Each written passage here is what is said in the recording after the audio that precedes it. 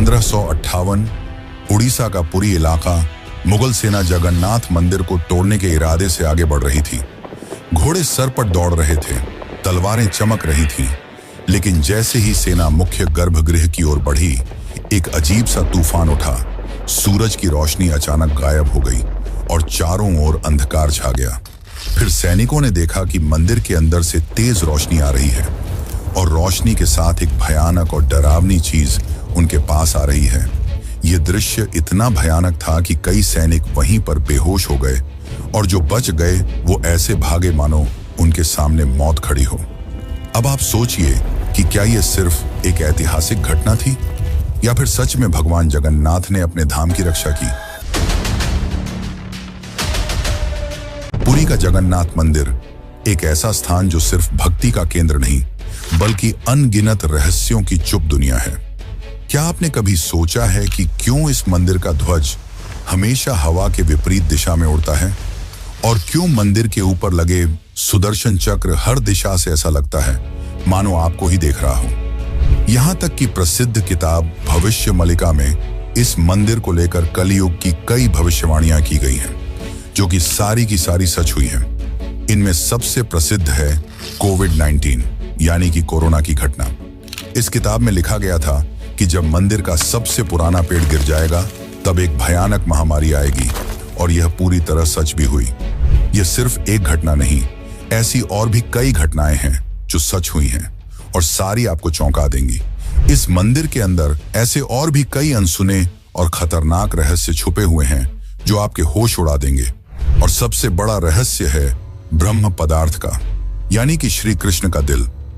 माना जाता है कि इस मंदिर में श्री कृष्ण का दिल आज भी मौजूद है, जिसे हर 12 साल में पुरानी मूर्ति से निकालकर नई मूर्ति में डाला जाता है, और यह प्रक्रिया काफी महत्वपूर्ण है। इस दौरान अगर कोई श्री कृष्ण के दिल को देख ले तो वह तुरंत मर जाता है, जिसकी कई घटनाएं हमारे सामने आती हैं। पिछले 800 सालों से इस मंदिर का ध्वज हर रोज बदला जाता है और कहा जाता है कि अगर इसे एक भी दिन न बदला गया तो मंदिर को 18 सालों के लिए बंद करना होगा। और जब अंग्रेज आए तो उन्होंने इस प्रक्रिया को अंधविश्वास बताकर रोकने की कोशिश की, लेकिन फिर उनके साथ जो हुआ वो जानकर आप चौंक जाएंगे। इस मंदिर के मुख्य प्रवेश द्वार में 22 सीढ़ियां हैं जिन्हें पार करना होता है, लेकिन इनमें से तीसरी सीढ़ी पर पैर रखना सख्त मना है। पर आखिर ऐसा क्यों है और क्या होगा यदि आपने तीसरी सीढ़ी पर पैर रख दिया? फिर आती है मंदिर की रसोई, जहां 7 बर्तनों में एक साथ प्रसाद पकता है। पर नीचे की आंच से ऊपर वाला बर्तन पहले कैसे पक जाता है? क्या मंदिर की रसोई विज्ञान के नियमों को भी चुनौती देती है? ऐसे ही और भी न जाने कितने चौंकाने वाले रहस्य। ये सिर्फ एक मंदिर नहीं, ये एक ऐसा तीर्थ है जहां धर्म, विज्ञान, वास्तु और चमत्कार चारों एक साथ खड़े हैं, जहां श्रद्धा सिर्फ पूजा नहीं बल्कि रहस्यों से सामना करने की तैयारी है। तो क्या आप तैयार हैं एक ऐसे सफर के लिए जहां हर अध्याय आपको चौंकाएगा, हर रहस्य आपके विश्वास को चुनौती देगा और हर जवाब एक नए सवाल को जन्म देगा? चलिए चलते हैं जगन्नाथ मंदिर की उस रहस्यमयी यात्रा पर, जहां भगवान खुद हर सवाल का उत्तर है।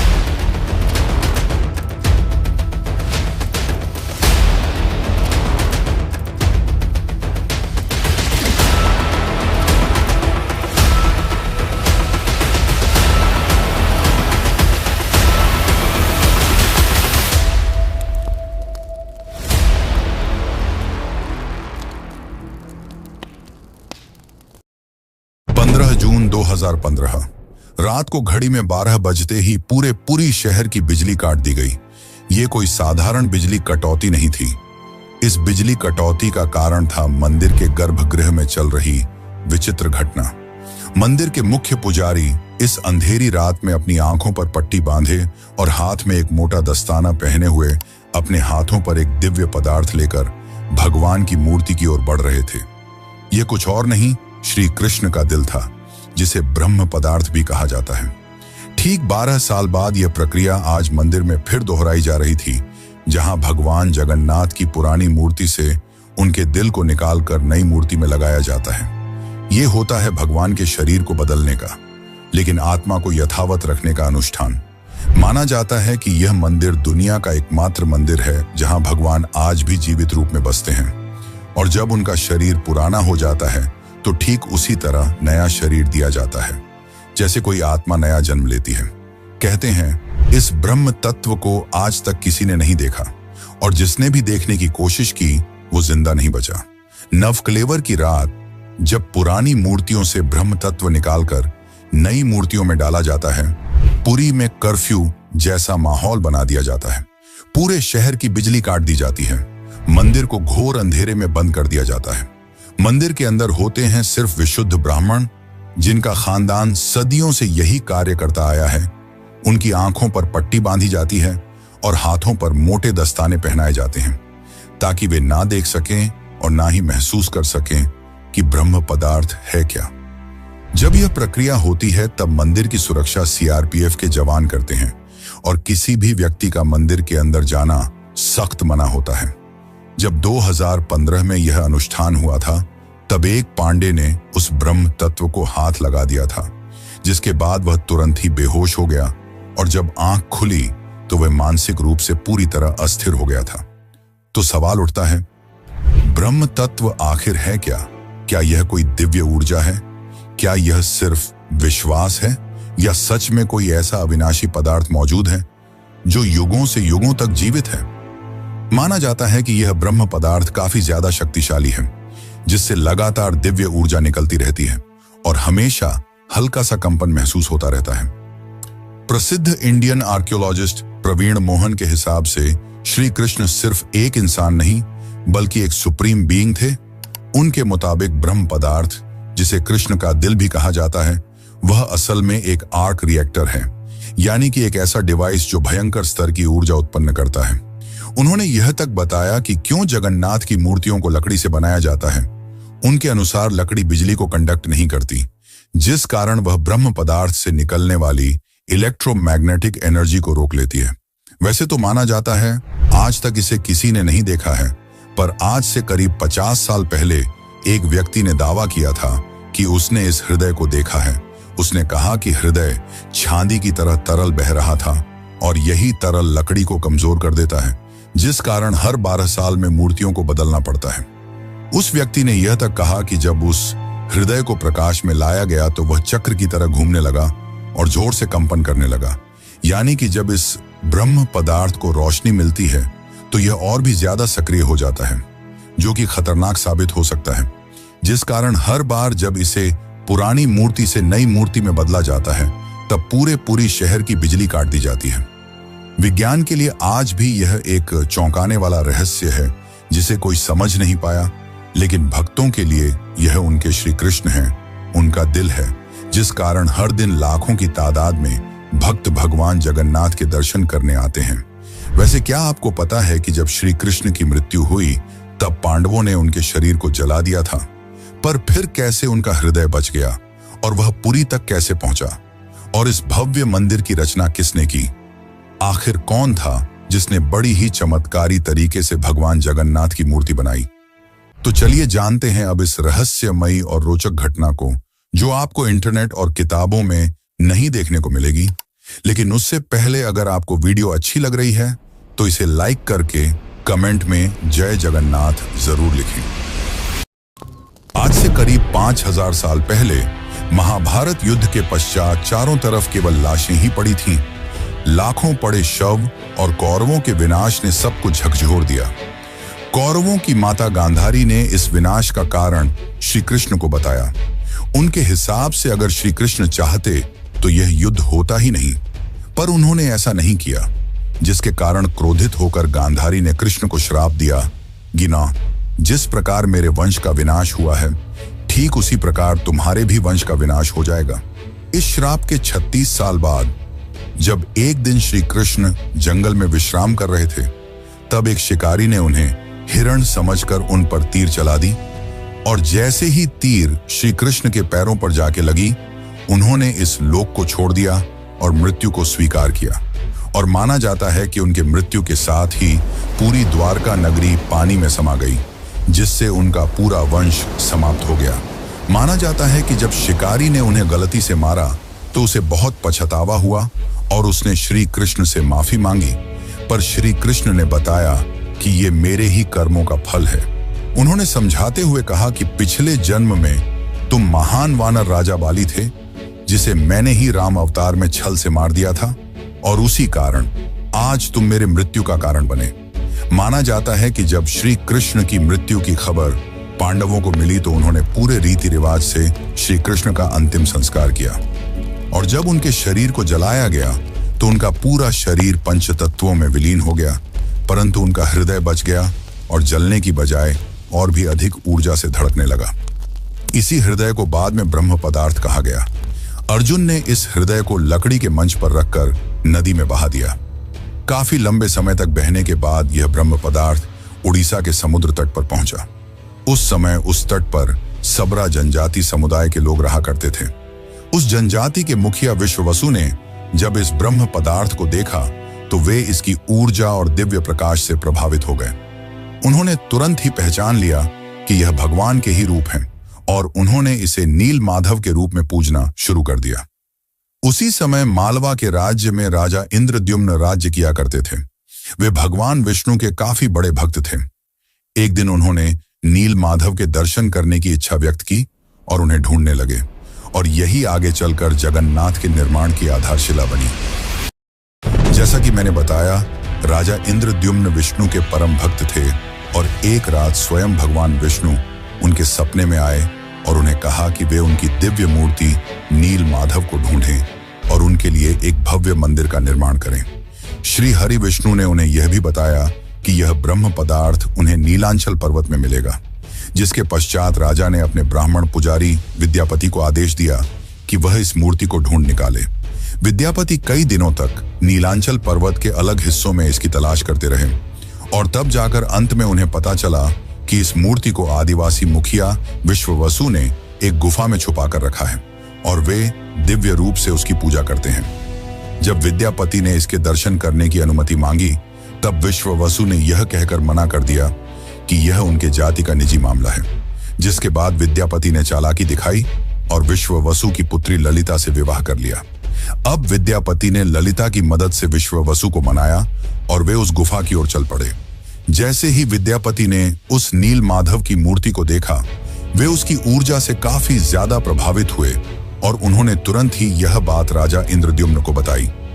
लेकिन जब राजा इंद्रद्युम्न वहां पहुंचे, तब तक विश्ववसु ने वह मूर्ति वहां से हटा दी थी, जिससे राजा काफी उदास हो गए और अपने महल लौट आए। इसके बाद फिर से रात में भगवान विष्णु उनके सपने में आए और कहा कि पुरी के तट पर एक बड़ा नीम का पेड़ बहकर आएगा, तुम उस पेड़ से मेरी नई मूर्ति बनाना।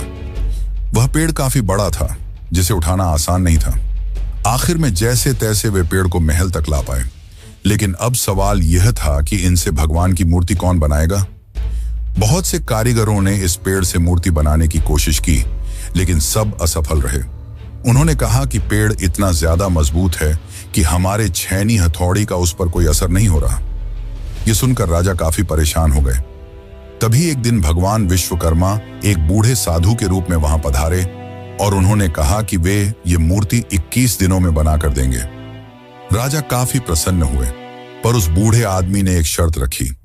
उसने कहा कि मैं एक कमरे में बंद रहकर 21 दिनों में यह मूर्ति बनाऊंगा, और तब तक कोई भी इस कमरे का न तो दरवाजा खोलेगा और न ही कोई अंदर आएगा। राजा ने उसकी यह शर्त स्वीकार की और फिर मूर्ति बनाने का कार्य शुरू हुआ। दरवाजा बंद किया गया और कक्ष से छेनी हथौड़ी की आवाजें आने लगीं। लेकिन 15 दिनों बाद अचानक से छेनी हथौड़ी की आवाज आना बंद हो गई। महाराज की रानी गुंडीचा काफी चिंतित हो गई और महाराज को कहा कि हमें दरवाजा खोलकर देखना चाहिए। शायद वह वृद्ध व्यक्ति भूख और प्यास की वजह से मर तो नहीं गया होगा। राजा ने शुरुआत में तो मना किया, पर बाद में वे इसके लिए मान गए और दरवाजा खोल दिया। लेकिन जब दरवाजा खुला तो सभी हैरान रह गए। वह वृद्ध व्यक्ति गायब हो चुका था और पीछे केवल 3 अधूरी मूर्तियां थीं। राजा को यह देखकर काफी दुख हुआ, क्योंकि उनकी शर्त तोड़ने की वजह से भगवान की मूर्तियां आधी रह गईं। जगन्नाथ भगवान के हाथ और पैर अधूरे थे। बलराम और देवी सुभद्रा की मूर्तियां भी अधूरी थीं। जब राजा मूर्ति के पास गए तब उन्हें दिल की धड़कन महसूस हुई और मूर्ति के अंदर से एक दिव्य आवाज आई जिसने राजा को बताया कि श्री कृष्ण का हृदय इस मूर्ति के अंदर है। राजा ने इन मूर्तियों को स्थापित किया और आज यही अधूरी मूर्तियां भगवान जगन्नाथ के रूप में पुरी में पूजी जाती हैं। वैसे दोस्तों, आपको एक बात बता दूं, जो हो रहा है वह पहले ही लिखा जा चुका है और जो लिखा गया है वही होकर रहेगा। ये कोई फिल्मी डायलॉग नहीं, बल्कि पुरी के भक्तों की आस्था और सच्चाई है भविष्य मालिका की। तो चलिए जानते हैं उन भविष्य मालिका की घटनाओं को जो आज सच साबित हो रही हैं। मित्रों, इस मंदिर का इतिहास और वर्तमान एक भविष्यवाणी से जुड़ा हुआ है। भविष्य मालिका एक दिव्य ग्रंथ है जिसे लगभग 500 साल पहले ओडिशा के महान संत आचार्य महाप्रभु अच्युतानंद ने लिखा था। कहा जाता है कि वे पंचसखा यानी भगवान जगन्नाथ के 5 दिव्य सेवकों में से एक थे, जिन्होंने भगवान के आदेश पर कलयुग की कई घटनाओं को पहले ही देख लिया था। यह ग्रंथ ओडिया भाषा में लिखा गया है और इसकी पंक्तियां कविता के रूप में हैं, जैसे किसी गूढ़ रहस्य का संकेत दे रही हों। आइए हम आपको बताते हैं भविष्य मालिका की कुछ चौंकाने वाली भविष्यवाणियां जो जगन्नाथ मंदिर और कलयुग के अंत से जुड़ी हुई हैं। इस ग्रंथ की सबसे चौंकाने वाली भविष्यवाणी 4 साल पहले काफी ज्यादा वायरल हुई थी, जब लोगों ने दावा किया कि इसमें कोरोना महामारी का वर्णन भी है। नाना रोग आसीबा, गोटे बड़ा व्याधि, लोका घरे रहीबे, बाहर कुना जीबा, अर्थात अनेकों रोग आएंगे, एक बड़ा रोग फैलेगा, लोग घरों में बंद रहेंगे, बाहर नहीं निकल पाएंगे। अब ये पंक्तियां किसी भी सामान्य रीडर को 2020 की कोविड-19 महामारी की याद दिला देती हैं। पुरी और ओडिशा में कई संतों और विद्वानों ने इसे भविष्य मालिका की सटीक भविष्यवाणी माना। इस किताब की एक और बात, इसमें जिक्र किया गया है कि मंदिर परिसर के ऊपर जो कपड़ा है उसमें आग लगने की घटना का उल्लेख मिलता है। कुछ साल पहले पहली बार त्रिदेव के वस्त्र में आग लगी थी। इस घटना के बाद कलयुग के अंत के बारे में एक बार फिर से बातें होने लगी। कहते हैं कि पापनाश एकादशी के दिन जगन्नाथपुरी मंदिर में एक अखंड महादीप जलाया गया था, लेकिन अचानक तेज हवा चली और झंडा उड़कर दीपक के ऊपर चला गया, जिससे मंदिर के झंडे में आग लग गई। यह घटना 19 मार्च 2020 को हुई थी। कहा जाता है कि दूसरे मंदिरों की तरह जगन्नाथ मंदिर के गुंबद पर कभी कोई पक्षी नहीं बैठता और ना ही इस पर कोई प्लेन या हेलीकॉप्टर उड़ता है, लेकिन जुलाई 2020 के बाद से मंदिर के गुंबद पर गिद्ध, चील और बाज को देखा गया था। ये पक्षी मंदिर के गुंबद, स्तंभ और नील चक्र पर भी बैठे थे। ऐसे में दुनिया के महाविनाश की भविष्यवाणी एक बार फिर से चर्चा में आ गई थी। भविष्य मालिका के अनुसार जब कलयुग का अंत करीब होगा तो भगवान जगन्नाथ मंदिर का नील चक्र यानी सुदर्शन चक्र तूफान से टेढ़ा हो जाएगा। मई 2019 में समुद्री तूफान फानी के कारण यह विशालकाय चक्र टेढ़ा हो गया था। ऐसे ही और भी कई भविष्यवाणियां हैं जो सच हो चुकी हैं और कई प्रसिद्ध भविष्यवाणियां हैं जो आने वाले को लेकर की गई हैं। 3 रथ यात्राएं एक साथ रुकेंगी, नदियां उल्टी दिशा में बहेंगी, ब्रह्म तत्व मंदिर से गायब हो जाएगा और फिर में अंत में आएंगे भगवान के आखिरी अवतार कल की। अब दोस्तों, आप ही सोचिए कि क्या यह महज संयोग है या सच में आचार्य अच्युतानंद को भविष्यदर्शी शक्तियां प्राप्त थीं। अगर उन्होंने आज से सैकड़ों साल पहले ऐसी बातें लिख दी जो अब सच हो रही हैं, तो क्या हमें उनकी बाकी भविष्यवाणियों को भी गंभीरता से लेना चाहिए? भविष्य मालिका कोई साधारण ग्रंथ नहीं, बल्कि वो कायनात का रोड मैप है जिसे बस समझने की जरूरत है। वैसे आपकी जानकारी के लिए बता दूं कि सन 1558 में मुगल सेना ने मंदिर को तोड़ने की कोशिश की। फिर उनके साथ जो हुआ वो चौंकाने वाला था और इस घटना को पहले ही भविष्य मालिका में लिख दिया गया था।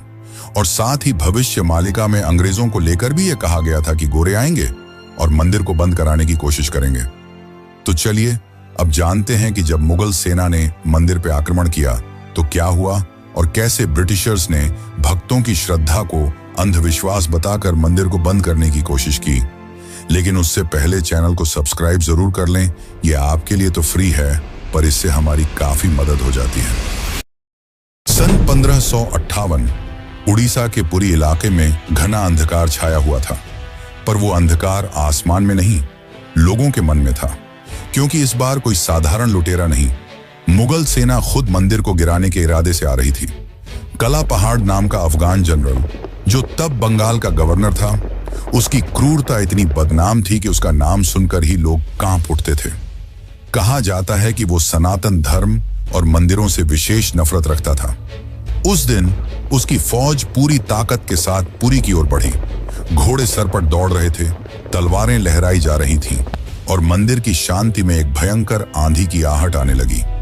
जैसे ही सैनिक मुख्य गर्भगृह की ओर बढ़े, अचानक मौसम बदल गया। तेज हवाएं चलने लगीं, आकाश काला पड़ गया, सूरज की रोशनी एकदम गायब हो गई और मंदिर के चारों ओर एक रहस्यमयी घना अंधेरा छा गया। मंदिर के भीतर से एक चमकती हुई रोशनी निकली, जो किसी इंसान की नहीं थी। ये रोशनी जैसे ही बाहर आई, पूरा मैदान एकाएक शांत हो गया। सैनिकों में अफरा तफरी मच गई, कुछ बेहोश हो गए, कुछ उल्टा भागने लगे। बिना एक भी तलवार चले कला पहाड़ की पूरी फौज पीछे हट गई। आज भी पुरी की लोक कथाओं में यह कथा सुनाई जाती है कि जब भगवान की मर्यादा पर वार होता है तो वो खुद प्रकट होकर अपने धाम की रक्षा करते हैं। अब दूसरी घटना की बात करते हैं, जो है अंग्रेजों का विरोध और रथ यात्रा का संघर्ष। जब 1803 में अंग्रेजों ने पुरी पर कब्जा किया, तब उन्होंने कई प्राचीन मंदिरों की संपत्तियों और अधिकारों को छीन लिया। लेकिन पुरी का श्री जगन्नाथ मंदिर एक ऐसा स्थान बना जहां जनता ने कभी भी नियंत्रण नहीं छोड़ा। ब्रिटिश अधिकारियों को मंदिर की अलौकिक घटनाएं और भक्तों की श्रद्धा समझ नहीं आती थी, इसीलिए उन्होंने इन्हें सुपरस्टिशन कहकर मजाक बनाना शुरू कर दिया। सन 1805 में ब्रिटिश कलेक्टर मिस्टर हंटर ने पुरी मंदिर के रिचुअल्स को इरेशनल और बारबैरिक कहा। बात तब और बिगड़ी जब सन 166 में ब्रिटिश प्रशासन ने पुरी की रथ यात्रा को बंद करवाने की साजिश रची। उन्होंने यह तर्क दिया कि रथ यात्रा के दौरान भीड़ अनियंत्रित हो जाती है और यह प्रशासनिक खतरा है। पर यह फैसला पूरे उड़ीसा में जन आंदोलन का कारण बन गया। लाखों लोग सड़कों पर उतर आए, मठों, आचार्यों और गांवों ने खुलकर विरोध किया। रथ यात्रा का रथ निर्माण कार्य लोगों ने खुद शुरू कर दिया, यह कहते हुए कि अगर भगवान नहीं चलेंगे तो हम भी नहीं चलेंगे। इस जनता के दबाव और आक्रोश के चलते ब्रिटिश सरकार को पीछे हटना पड़ा और 1964 में फिर से रथ यात्रा की अनुमति दी गई। इसके बाद अंग्रेजों ने कभी पुरी मंदिर के अंदरूनी मामलों में दखल नहीं दिया। अब चलिए आपको बताते हैं जगन्नाथ की तीसरी सीढ़ी का रहस्य, जिसे यमलोक का द्वार भी कहा जाता है। वैसे तो इस मंदिर में 22 सीढ़ियां हैं, पर सबसे खास है तीसरी सीढ़ी, क्योंकि इसमें पैर रखना उचित नहीं माना जाता। धार्मिक कथाओं के अनुसार इस तीसरी सीढ़ी को यमशिला कहा जाता है और कहा जाता है कि जो भी मनुष्य इस तीसरी सीढ़ी पर पैर रखता है, उसके पुण्य शून्य हो जाते हैं और उसे यमलोक जाना पड़ता है। दरअसल एक बार यमराज जी भगवान जगन्नाथ के पास पहुंचे और उनसे कहा कि भगवान, भक्त जैसे ही आपके दर्शन करते हैं उनके सारे पाप मिट जाते हैं, और अगर ऐसा ही चलता रहा तो सभी व्यक्ति जगन्नाथपुरी के दर्शन करके पापों से मुक्त हो जाएंगे, जिससे यमलोक में कोई नहीं आएगा। तब भगवान जगन्नाथ ने कहा कि तुम इस मंदिर की तीसरी सीढ़ी पर अपना स्थान ग्रहण कर लो, और जो भी इस मंदिर की तीसरी सीढ़ी पर पैर रखेगा उसके पुण्य शून्य हो जाएंगे और उसे यमलोक जाना पड़ेगा। और तभी से इस सीढ़ी को यमशिला कहा जाता है, क्योंकि इसमें यम का वास है। अब अगर हम पुरी मंदिर के ऊपर लगे सुदर्शन चक्र की बात करें, तो देखने वालों ने यह दावा किया है कि इस सुदर्शन चक्र को आप मंदिर के किसी भी कोने से देखोगे तो ऐसा लगेगा मानो आपको ही देख रहा हो। मतलब इससे जिस भी दिशा से देखो यह सामने की ओर ही दिखता है। इसे आम भाषा में आर्टिफिशियल इल्यूजन कहा जाता है, पर यह आज भी विज्ञान के परे है कि कैसे इतने भारी चक्र को मंदिर के ऊपर लगाया गया और कैसे उस समय के लोगों ने यह आर्टिफिशियल इल्यूजन बनाया जिससे चक्र हमेशा सामने की ओर दिखता है। इसे आज भी विज्ञान नहीं समझ पाया, पर भक्तों के अनुसार यह श्री कृष्ण का चक्र है जिसे उन्होंने इस दुनिया की रक्षा के लिए इस मंदिर में स्थापित किया है। और भविष्य मालिका की एक और पंक्ति के हिसाब से जब यह मंदिर समुद्र के अंदर समा जाएगा तब कलयुग अपने अंतिम चरण पर होगा और तब आएंगे विष्णु के आखिरी अवतार कल्कि। अब जानते हैं पुरी के रसोई घर के बारे में। जगन्नाथ पुरी का रसोई घर दुनिया की सबसे बड़ी और सबसे रहस्यमयी रसोई है, जिसके अनोखे तथ्य और परंपरा भक्तों को आश्चर्यचकित कर देती है। और रसोई का सबसे बड़ा रहस्य यह है कि यहाँ भोजन 7 मिट्टी के बर्तनों में बनाया जाता है और हर एक बर्तन को एक के ऊपर एक रखा जाता है। और स्वाभाविक है कि सबसे नीचे के बर्तन में ज्यादा आंच आ रही है तो उसे सबसे पहले पकना चाहिए, लेकिन पुरी में ऐसा नहीं होता। ये चौंकाने वाली बात है कि 7 बर्तनों में जो सबसे ऊपर होता है उसका खाना पहले पकता है, जो विज्ञान के सारे तथ्यों को गलत साबित करता है। यहाँ भोजन बनाने का कार्य केवल सेवायत ब्राह्मणों द्वारा किया जाता है और किसी भी बाहरी व्यक्ति को इसमें प्रवेश की अनुमति नहीं होती। इस पवित्र रसोई में किसी प्रकार के आधुनिक ईंधन या गैस का उपयोग नहीं किया जाता, बल्कि केवल लकड़ी के चूल्हे पर पारंपरिक विधि से प्रसाद बनाया जाता है। पुरी मंदिर में रोजाना लगभग 50,000 से 2 लाख लोगों तक को महाप्रसाद बांटा जाता है। लेकिन चमत्कार देखो, कभी भी खाना बर्बाद नहीं होता और कभी भी कम नहीं पड़ता। मान्यता है कि मां लक्ष्मी स्वयं प्रतिदिन रसोई में आती हैं और रसोई के सेवकों को अंतः प्रेरणा देती हैं कि आज कितनों के लिए प्रसाद तैयार करना है। ये सिर्फ परंपरा नहीं, सदियों से चलती लीला है, जिसे आज तक कोई इंसानी गणित नहीं समझ पाया। एक और चौंकाने वाली बात तो यह है कि इतने बड़े किचन में, जहां 500 से ज्यादा रसोइये और सेवक काम करते हैं, जहां हर दिन सैकड़ों क्विंटल अनाज, सब्जियां और मसाले इस्तेमाल होते हैं, वहां न कोई बदबू होती है, न ही कोई मक्खी। कहा जाता है कि यह अग्निदेव और माता लक्ष्मी की कृपा है, जो इस रसोई को हर प्रकार की अशुद्धि से दूर रखती है। 18वीं सदी में मराठा शासनकाल के दौरान एक बार एक अधिकारी ने रसोई के चमत्कार को अंधविश्वास बताते हुए जानबूझकर बर्तनों की संख्या बदलने का आदेश दिया। लेकिन इसके बावजूद उस दिन भी पुरी में महाप्रसाद एकदम सटीक बना, न एक दाना कम, न एक दाना ज्यादा। इसके बाद अधिकारी ने रसोई में दोबारा हस्तक्षेप न करने की कसम खा ली। वैसे तो दोस्तों, ऐसे और भी कई चौंकाने वाले रहस्य हैं, पर उन्हें एक ही वीडियो में बता पाना नामुमकिन है। इसलिए चलिए चलते हैं आखिरी अध्याय की ओर। लेकिन उससे पहले, अगर आपको यह डॉक्यूमेंट्री अच्छी लग रही है तो कमेंट में जय जगन्नाथ जरूर लिखें। कभी कभी जीवन में कुछ चीजें ऐसी होती हैं जिन्हें न तर्क से समझा जा सकता है और न ही विज्ञान से परखा जा सकता है। पुरी के श्री जगन्नाथ मंदिर का हर पत्थर, हर कोना हमें एक ऐसी दुनिया में ले जाता है जहां भक्ति और बुद्धि, विज्ञान और विश्वास, संघर्ष और समाधान सब एक साथ चलते हैं। जगन्नाथ केवल भगवान नहीं, एक चेतना है जो हमें यह सिखाते हैं कि जब विज्ञान चुप हो जाए तो श्रद्धा बोलती है। तो अब सवाल यह है, क्या ये सब केवल संयोग है या कहीं ना कहीं कोई ऐसी शक्ति है जो इन सबको संचालित कर रही है? आप क्या मानते हैं? क्या आपने कभी इन रहस्यों को खुद महसूस किया है? अगर हाँ, तो ये वीडियो सिर्फ जानकारी नहीं, बल्कि आपकी अपनी यात्रा है, श्रद्धा से रहस्य तक। और ऐसी ही एक यात्रा है केदारनाथ धाम की, जो जगन्नाथ की तरह ही 4 धामों में से एक है। और अगर आप केदारनाथ धाम की यात्रा पर चलना चाहते हैं तो यह वीडियो जरूर देखें। धन्यवाद।